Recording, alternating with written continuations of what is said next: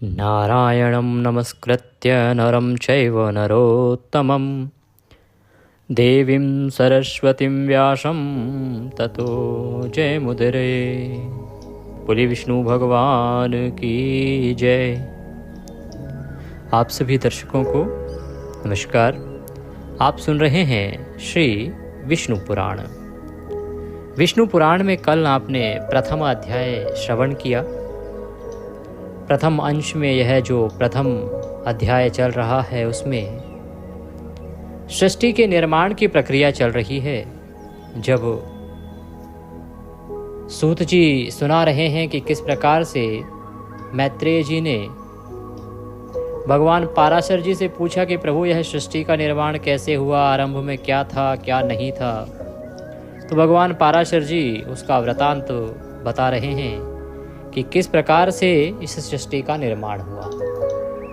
कल के वृतांत में हमने जाना कि किस प्रकार से सर्वप्रथम ये जो त्रिगुण कहे गए हैं, तीन गुण कौन कौन से कहे गए हैं, जिनको माया का तीन गुण कहते हैं। त्रिगुण में ही मेरी माया जहाँ भगवान कहते हैं ना, तीन गुणों वाली भगवान की माया है। वो तीन गुण हैं सत्य रज तम, तमोगुण रजोगुण और सतोगुण। ये तीन गुण कहे गए हैं। ये तीन गुणों का प्रादुर्भाव हुआ। इन तीन गुणों से आकाश और उसके बाद वायु और जल और अन्य निर्माण हुए। इन सभी के अंदर ये तीनों गुण विद्यमान हैं। इन तीन गुणों से ही यह सृष्टि बनी है और ये तीनों गुण कहीं ना कहीं अहंकार रूप कहे गए हैं। आज हम उससे आगे का वृतांत सुनेंगे कि किस प्रकार से यह सृष्टि का आगे निर्माण हुआ, कैसे ब्रह्मदेव का निर्माण हुआ, पृथ्वी का निर्माण आपने कल जाना, और पृथ्वी पर किस प्रकार से मानव का आगमन हुआ, मनु जी महाराज का। यह वृतांत आपको आने वाले कुछ अध्यायों में सुनने को प्राप्त होगा। आइए आज का अध्याय आरंभ करते हैं। आपसे निवेदन है कि यह पवित्र श्री विष्णु पुराण का वीडियो है तो कृपया इसे एक बार लाइक अवश्य कर दीजिएगा, परमेश्वर वासुदेव की कृपा प्राप्त करने के लिए। और मार्गशीर्ष मास महात्म्य और मार्गशीर्ष स्नान फल प्राप्त करने के लिए कमेंट बॉक्स में अवश्य लिखिएगा ओम नारायणाय नमः या ओम दामोदराय नमः। जितना लिखेंगे उतना कल्याण होगा। आप देख रहे हैं देवभूमि ज्योतिष संस्थान का प्रतिष्ठित यूट्यूब चैनल देवभूमि धार्मिक। हम यहाँ पर सभी व्रत और त्योहारों की सही शास्त्रीय जानकारी प्रदान करते हैं। ज्योतिष शास्त्र और पंचांग के आधार पर आपको बताते हैं कौन सी तिथि कब है, व्रत आदि कब करना है, क्या विधि है, क्या नियम है और क्या गलती नहीं करनी है। यदि आप सभी व्रत और त्योहारों की सही शास्त्रीय जानकारी पाते रहना चाहते हैं तो कृपया चैनल को सब्सक्राइब कीजिए और बेल आइकन को प्रेस कीजिए। जब आप सब्सक्राइब का बटन दबाएंगे तो वहाँ एक घंटी का निशान बना हुआ आएगा। उस घंटी के निशान को आप अवश्य दबाइएगा, तभी आपको हमारे सारे वीडियो प्राप्त होंगे, अन्यथा आपसे जानकारी छूट जाएगी। आइए प्रिय दर्शकों, परम पूज्य गुरुदेव के चरणों की वंदना करते हुए आज का अध्याय आरंभ करते हैं। गुरुर्ब्रह्मा गुरुर्विष्णु गुरुर्देव महेश्वरः गुरुर्साक्षात् परब्रह्म तस्मै श्री गुरुवे नमः। बोले गुरुदेव महाराज की जय। या देवी सर्वभूतेषु मां सरस्वती रूपेण संस्थिता नमस्तस्यै नमस्तस्यै नमस्तस्यै नमो नमः। बोलिए सरस्वती महारानी की जय। बोलिए प्रथम पूज्य गणेश जी महाराज की जय। बोलिए मार्गशीर्ष मास की जय। बोलिए श्री विष्णु पुराण की जय। आप सभी दर्शकों को मेरा नमस्कार। पाराशर जी कहते हैं कि हे ऋषिवर, उस समय जब सृष्टि नहीं थी, उस समय न दिन था न रात्रि थी, न आकाश था न पृथ्वी थी, न अंधकार था न प्रकाश था, न इनके अतिरिक्त कुछ और ही था। बस श्रोत्र आदि इंद्रियों और बुद्धि आदि का अविषय एक प्रधान ब्रह्म और पुरुष ही था। हे विप्र, विष्णु के परम उपाधि रहित स्वरूप से प्रधान और पुरुष ये दो रूप हुए हैं। उसी विष्णु के जिस अन्य रूप के द्वारा वे दोनों सृष्टि और प्रलय काल में संयुक्त और वियुक्त होते हैं, उस रूपांतर का ही नाम काल है। जैसे जैसे समय परिवर्तित होता है और फिर सृष्टि का निर्माण होता है, फिर प्रलय आता है, ये जो चलता रहता है चक्र, इसी को काल कहते हैं। बीते हुए प्रलय काल में यह व्यक्त प्रपंच प्रकृतियों में लीन था, इसलिए प्रपंच के इस प्रलय को प्राकृतिक प्रलय कहते हैं। हे द्विज, काल रूप भगवान अनादि हैं, इनका अंत नहीं है। इसलिए संसार की उत्पत्ति, स्थिति और प्रलय भी कभी नहीं रुकते, प्रवाह रूप से निरंतर होते रहते हैं। कहते हैं कि जैसे जो भगवान हैं, इसके रचयिता, वो अनादि हैं, वो ना कभी थमते हैं, ना रुकते हैं, ना उनका आदि है, ना अंत है। इसी प्रकार से संसार की उत्पत्ति और प्रलय ये साथ साथ चलते ही रहते हैं, चलते ही रहते हैं, ये कभी रुकते नहीं हैं। प्रकृति बनती है, फिर अपने पूरे चक्र को पूरा करती है, फिर प्रलय को प्राप्त होती है, फिर भगवान पुनः रचना करते हैं। कहते हैं मैत्रेय, प्रलय काल में प्रधान प्रकृति के साम्यावस्था में स्थित हो जाने पर और पुरुष के प्रकृति से पृथक स्थित हो जाने पर विष्णु भगवान का काल रूप इन दोनों को धारण करने के लिए प्रवृत्त होता है।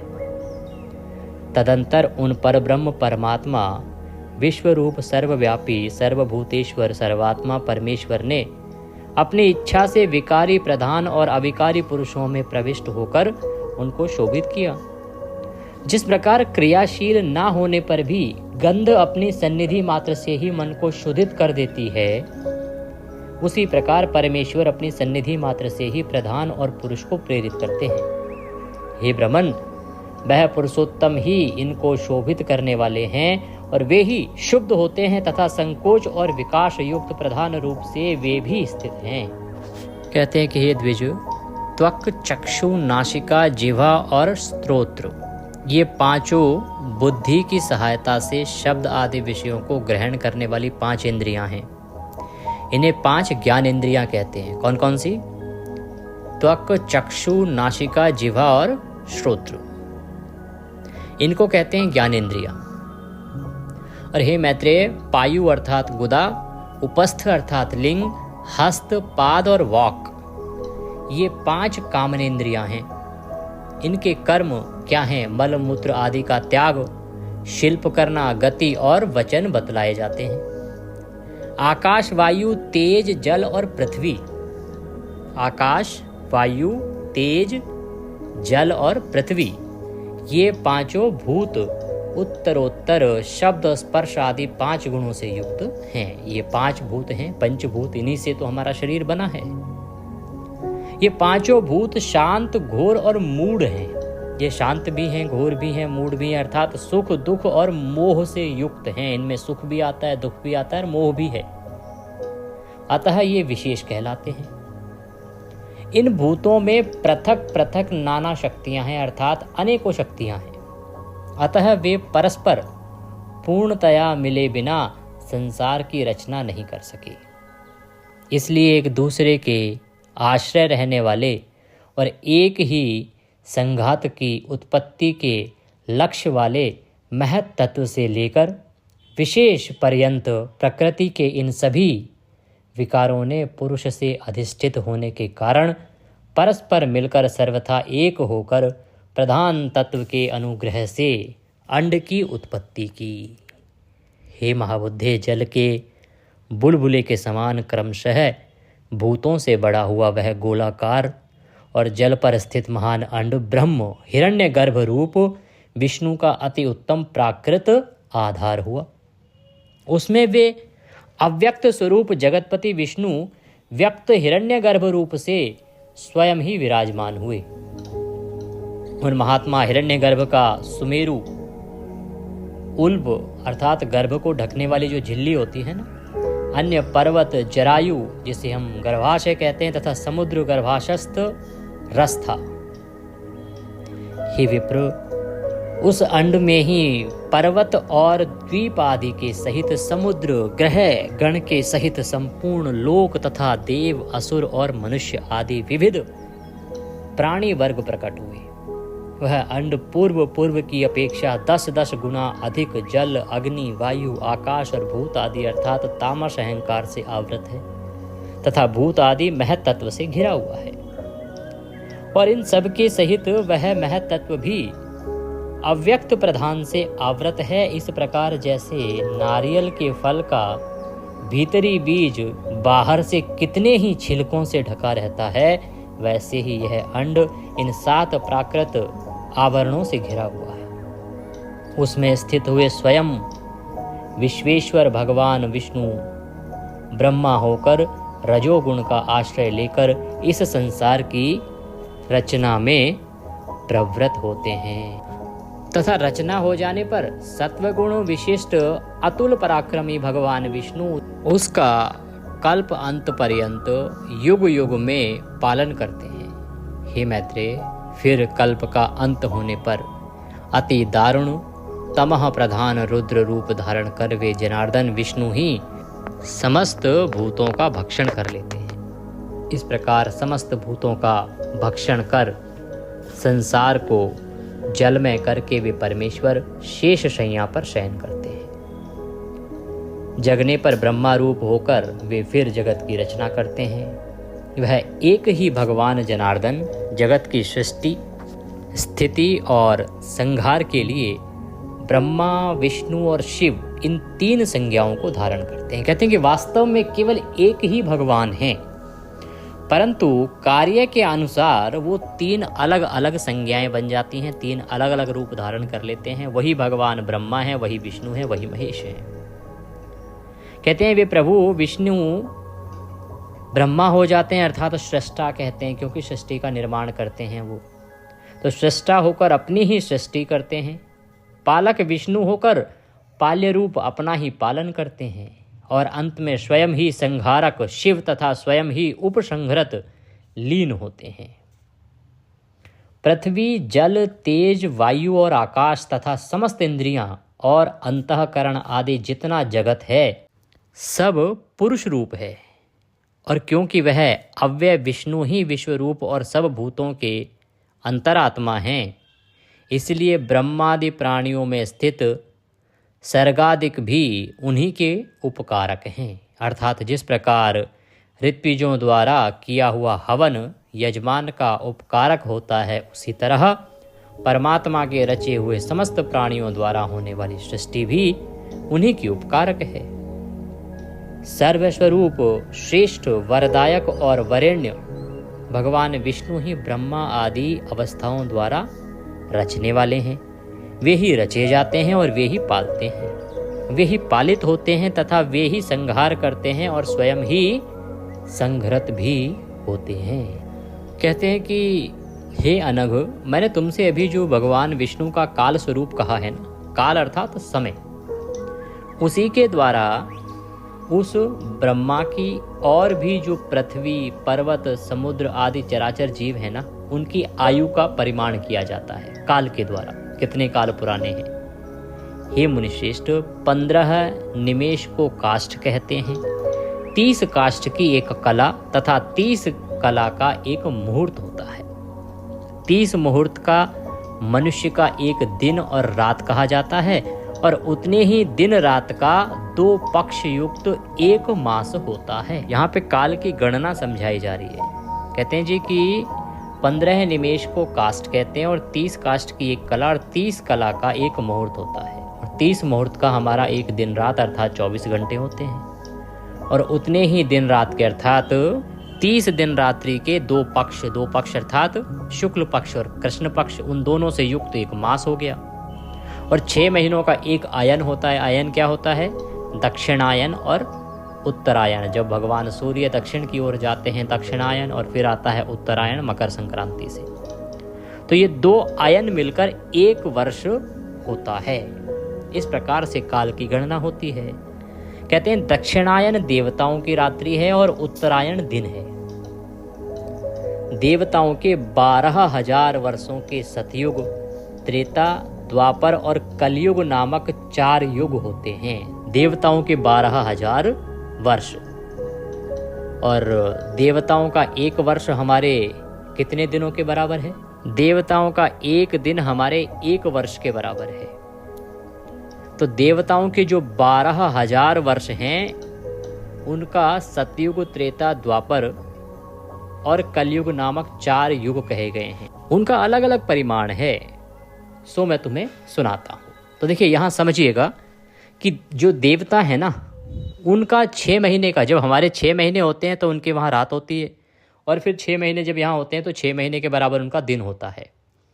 मैंने पीछे भी जब सूर्य देव दक्षिणायन हुए थे तो मैंने एक वीडियो अपलोड किया था जिसमें आपको एक उपाय बताया था, जामुन का उपाय। आप में से बहुत सारे लोगों ने किया भी था कि हमें जामुन भगवान शंकर को अर्पित करनी चाहिए, या जामुन हाथ में लेके भगवान नारायण के सामने संकल्प करना चाहिए कि प्रभु ये फल हम आपको अर्पित कर रहे हैं।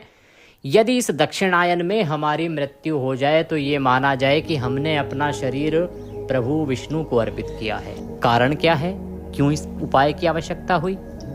क्योंकि शास्त्र कहते हैं, जैसा अभी आपके सामने वर्णन आया, कि जब सूर्य दक्षिणायन होता है तो देवताओं की रात्रि होती है। अब देवताओं की रात्रि के समय यदि आप प्राण त्यागेंगे तो उस जीव को मोक्ष मिलने में कठिनता प्राप्त होती है, कठिनाई आती है। इसीलिए दक्षिणायन में प्राण त्यागने से पहले कुछ उत्तम उपाय होने चाहिए। आप इसको इस प्रकार से समझिए जैसे कि आपके यहाँ रविवार को छुट्टी होती है, सरकारी कर्मचारी छुट्टी पे हैं। अब आपको अगर कोई काम करवाना है तो उस दिन कितनी परेशानी आएगी आपको, मुश्किल से हो पाएगा ना काम, या शायद हो ही ना पाए।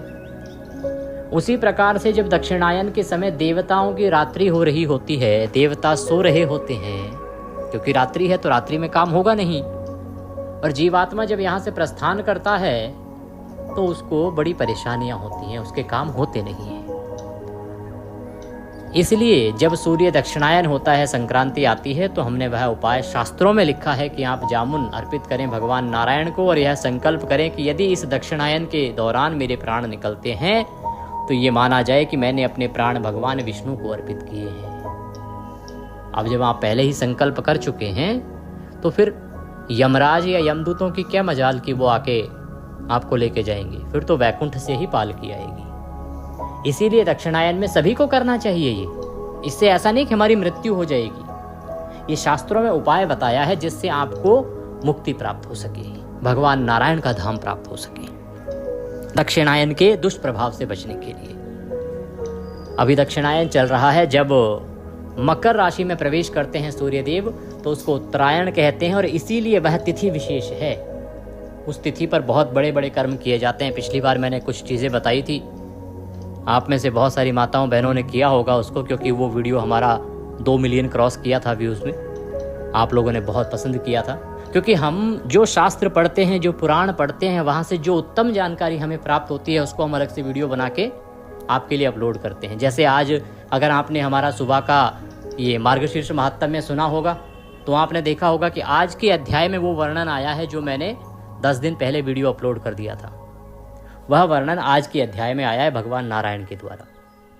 अब प्रभु कृपा से, क्योंकि अब मैं पढ़ता रहता हूँ, मेरे सामने से पुराण निकलते रहते हैं, तो दिमाग में चीज़ें आती हैं कि हाँ ये इस माह में होना चाहिए, मैं उसे समय से पहले बता देता हूँ। इससे आप प्रभु भक्त प्रभु की कृपा प्राप्त कर लेते हैं। तो इसी प्रकार से जो दक्षिणायन है उसमें वो उपाय मैंने पहले बताया था, उसको करना चाहिए आपको। तो 6 महीने का जो समय है, हम ये बता रहे थे आपको, समय की गणना बता रहे थे कि जो हमारे 6 महीने होते हैं वहाँ देवताओं की एक रात होती है, और हमारे अगले 6 महीने का देवताओं का एक दिन। तो हमारा 1 वर्ष देवताओं का 1 रात और 1 दिन कहलाता है। इस प्रकार देवताओं के 12,000 वर्षों में 4 युग बीतते हैं। अब वो 4 युग जो बीतते हैं उनका अलग अलग क्या परिमाण है वो सुनो। पुरातत्व के जानने वाले सतयुग आदि का परिमाण क्रमशः 4, 3, 2 और 1000 दिव्य वर्ष कहलाते हैं। तो कहते हैं कि ये जो युग है ना, ये युग कहे गए हैं। 4000 वर्ष का सतयुग है, 3000 वर्ष का त्रेता है, 2000 वर्ष का द्वापर है और 1000 दिव्य वर्ष का कलयुग कहा गया है। अब आप कहेंगे 4 3 7 2 9 और 1 10 ही हुए, ये तो 12000 वर्ष थे, 2000 वर्ष कहाँ गए?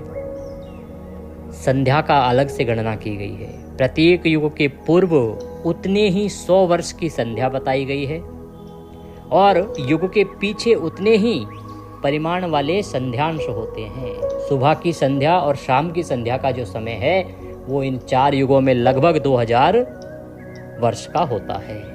ये मुनिश्रेष्ठ, इन संध्या और संध्यांश के बीच का जितना काल होता है उसे ही सतयुग आदि नाम वाले युग जानना चाहिए। हे मुने, सतयुग, त्रेता, द्वापर और कली ये मिलकर चतुर्युग कहलाते हैं। ऐसे 1000 चतुर्युग का ब्रह्मा का एक दिन होता है। जब ये युग 1000 बार व्यतीत हो जाते हैं तब ब्रह्मा का एक दिन पूरा होता है और ब्रह्मा के एक दिन में 14 मनु होते हैं। तो जब ये जो चतुर्युग हैं ये 1000 बार बीतते हैं ना, तो उनमें सृष्टि में 14 मनु परिवर्तित होते हैं। ये एक प्रकार की पोस्ट हैं जो मैं आपको बता रहा हूँ ना, चाहे वो ब्रह्मा की पोस्ट है, चाहे वो मनु की पोस्ट है। इसमें अलग अलग जीवात्माएं हैं जिनको ये फल मिलता है। जो भगवान नारायण की भक्त होती हैं आत्माएं, उनको ये पोस्ट मिलती हैं, ये पद मिलते हैं। तो जो ब्रह्मा का पद है वो 1000 चतुर्युग तक रहता है, उसके बाद ब्रह्मा बदल जाता है और इन 1000 वर्षों में 14 मनु बदल जाते हैं। कहते हैं कि सप्तऋषि, देवगण, इंद्र, मनु और मनु के पुत्र राजलोग ये एक ही काल में रचे जाते हैं और एक ही काल में उनका संहार भी हो जाता है, अर्थात उनका संहार कर दिया जाता है, उनको बदल दिया जाता है। और 71 चतुर्युग से कुछ अधिक काल का एक मनवंतर होता है। यही मनु और देवताओं का आदिकाल है। इस प्रकार दिव्य वर्ष गणना से एक मनवंतर में 8,52,000 वर्ष बताए गए हैं। तथा हे महामुने, मानवीय वर्ष गणना के अनुसार मनवंतर का परिमाण पूरे 30,67,20,000 वर्ष का है। इससे भी अधिक कह सकते हैं। इस काल का 14 गुना ब्रह्मा का दिन होता है। इसके अनंतर नैमित्तिक नाम वाला ब्रह्मा प्रलय होता है। उस समय भूरलोक और स्वर्गलोक तीनों जलने लगते हैं और महरलोक रहने वाले सिद्धगण अति संतप्त होकर जनलोक को चले जाते हैं। इस प्रकार त्रिलोकी के जल में हो जाने पर जनलोकवासी योगियों द्वारा ध्यान किए जाते हुए नारायण रूप कमल योनि ब्रह्मा जी त्रिलोकी के ग्रास से तृप्त होकर दिन के बराबर ही परिमाण वाली उस रात्रि में शेष शैया पर शयन करते हैं और उसके बीत जाने पर पुनः संसार की सृष्टि करते हैं। इस प्रकार पक्ष, मास आदि गणना से ब्रह्मा का 1 वर्ष फिर 100 वर्ष होते हैं और ब्रह्मा के 100 वर्ष ही उस महात्मा अर्थात ब्रह्मा की परम आयु है। हे अनघ, उन ब्रह्मा जी का 1 परार्ध बीत चुका है। उसके अंत में पाद्य नाम से विख्यात महाकल्प हुआ था। हे द्विज, इस समय वर्तमान उनके दूसरे परार्ध का यह 12 नामक पहला कल्प चल रहा है। ये जो कल्प है और परार्ध है, इसका वर्णन जब आप विधान से संकल्प करते हैं ना, हमारे शास्त्र बहुत आगे तक पहुँचे हुए हैं। जब हम विधान से संकल्प करते हैं ना, तो द्वितीय परार्धो, अगर कभी भी आपने सुना होगा किसी पूर्ण एक प्रारंभ से लेके अंत तक आप संकल्प यदि संस्कृत में कभी सुनेंगे तो उसमें द्वितीय परार्धो आता है, क्योंकि ये दूसरा परार्ध चल रहा है। कौन सा परार्ध चल रहा है, कौन सा संवत्सर है, किसकी गणना है, ये सब हमारे संस्कृत के संकल्प में आते हैं कि कितना समय बीत गया है इस सृष्टि को। इससे ही गणना का पता चलता है कि इस कलयुग का कितना समय अभी बाकी है। तो मैत्रेय जी बोले, हे महामुने, कल्प आदि में नारायणाख्य भगवान ब्रह्मा जी ने जिस प्रकार समस्त भूतों की रचना की, वह आप वर्णन कीजिए कि ब्रह्मा जी ने जो समस्त भूतों की जो रचना हुई है वो किस प्रकार से की। तो तो यहाँ से अब सृष्टि निर्माण और इसी में आएगा भगवान वराह का अवतार और ये सब वृतांत यहाँ से अब आगे आएगा।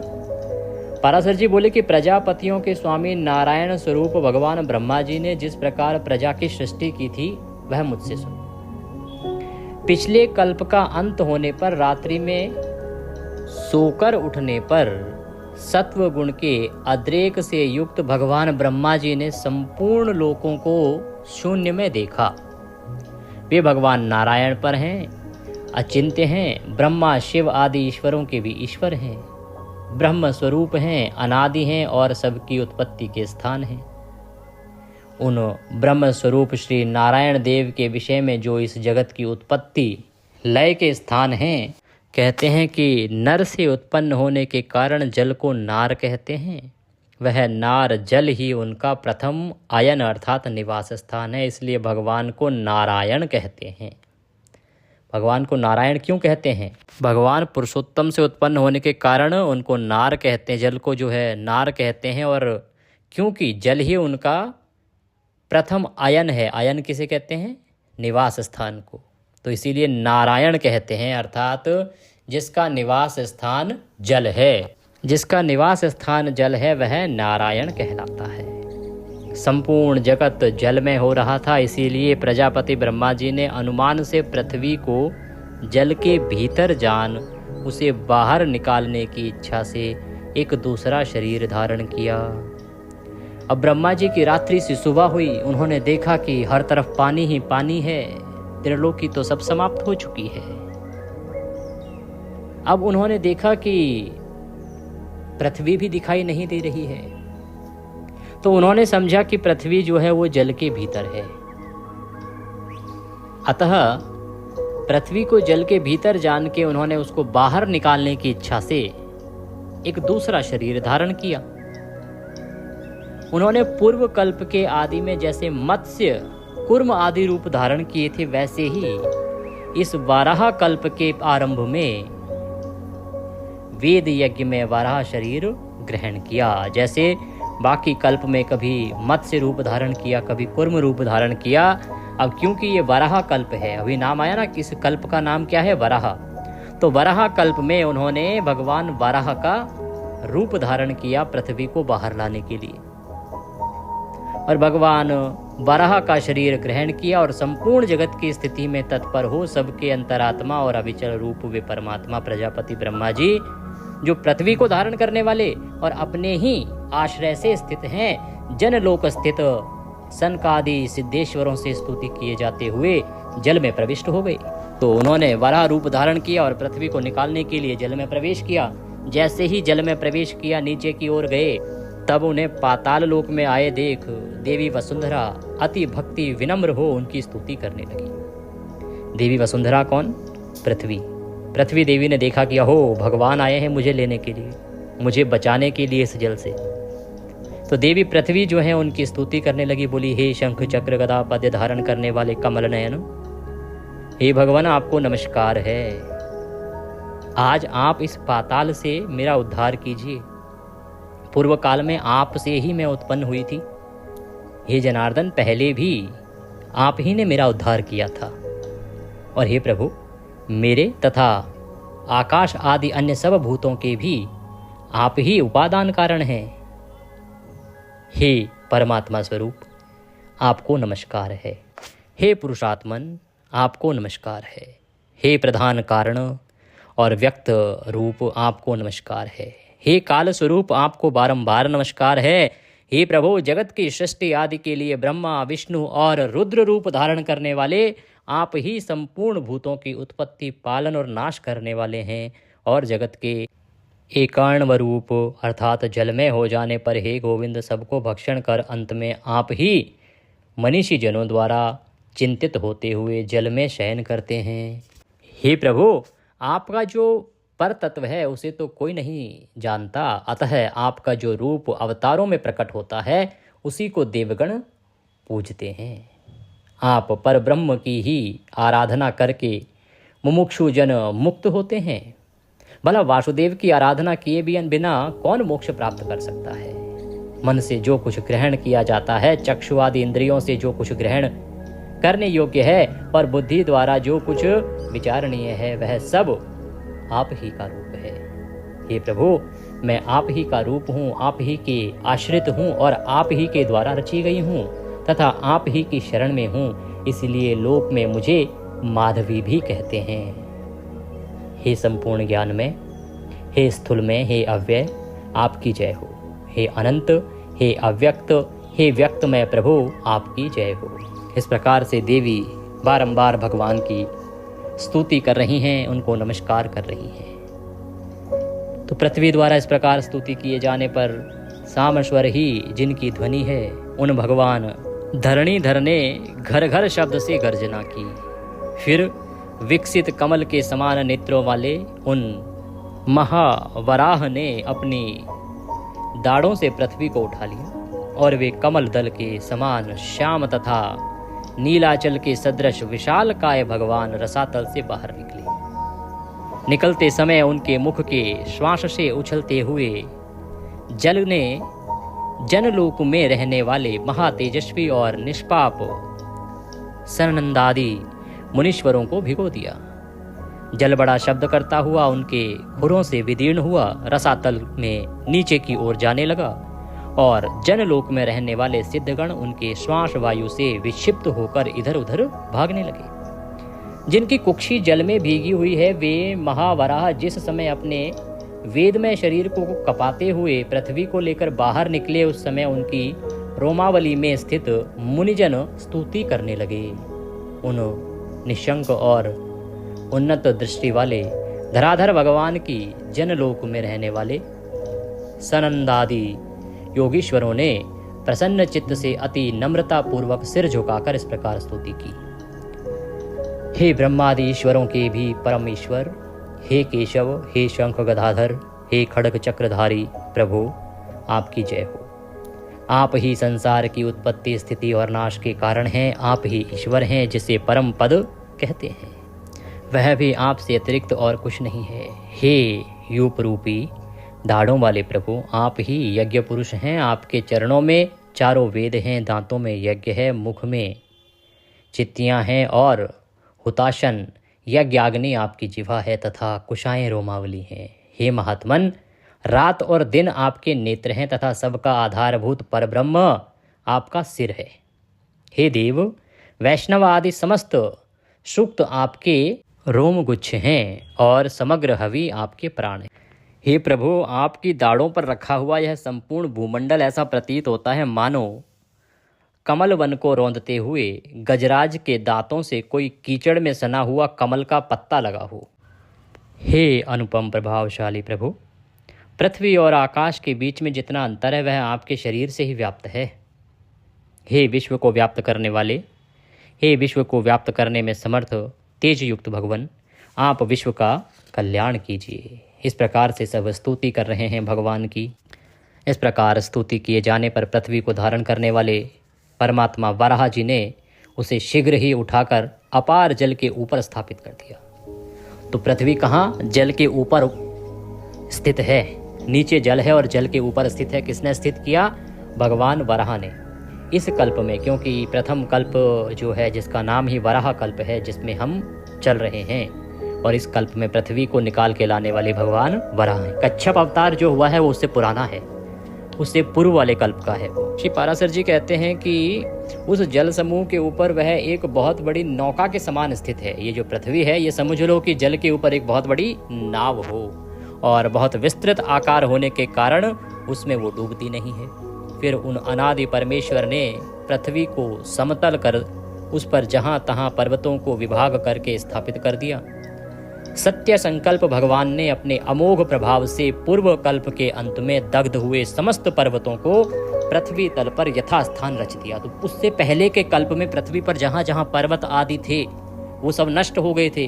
उनको भगवान वराह ने पुनः उनकी रचना करी, दोबारा से उन पर्वतों को, पहाड़ों को, नदियों को, झरनों को पुनः जीवित किया, और तदंतर उन्होंने सप्तद्वीप आदि क्रम से पृथ्वी का यथो योग्य विभाग कर भूरलोक आदि चारों लोकों की पूर्ववत कल्पना कर दी। जैसे 4 लोक पहले थे वैसे ही फिर से वो 4 लोक बसा दिए।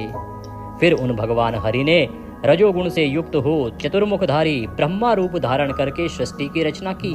और सृष्टि की रचना में भगवान तो केवल निमित्त मात्र ही हैं, क्योंकि उसकी प्रधान कारण तो सृज्य पदार्थों की शक्तियां ही हैं। हे तपस्वियों में श्रेष्ठ मैत्रेय, वस्तुओं की रचना में निमित्त मात्र को छोड़कर और किसी बात की आवश्यकता भी नहीं है, क्योंकि वस्तु तो अपनी ही शक्ति से वस्तुता को प्राप्त हो जाती है। बोलिए विष्णु भगवान की जय। इसी के साथ यह अध्याय यहाँ पर समाप्त होता है।